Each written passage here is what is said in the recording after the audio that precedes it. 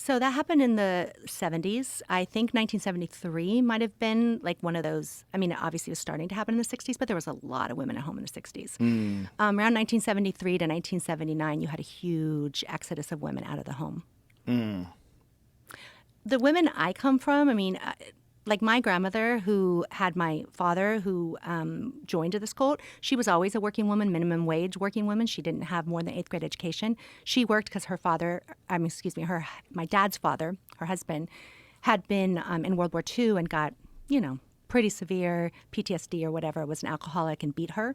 And so she ran away from him. She just had one child, which was my father.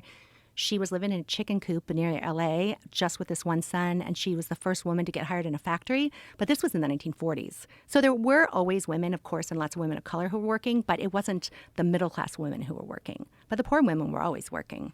Right.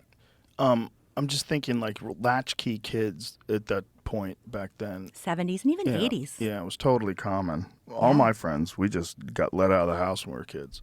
Right. You just got on the bus, went to school, walked home from school, rode the bus, hung out with your friends. Nobody knew where you were. Right. So you could have been in a cult and your parents would have not necessarily known. I think I would have told them.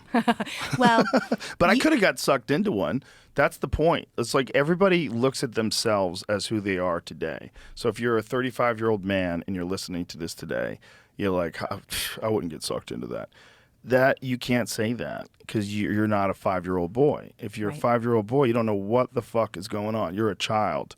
By the time you're 18, you sort of get especially if you're a little streetwise, like, all right, some people are shady. I know what the fuck's going on. Listen to this guy. He's trying to rope me in.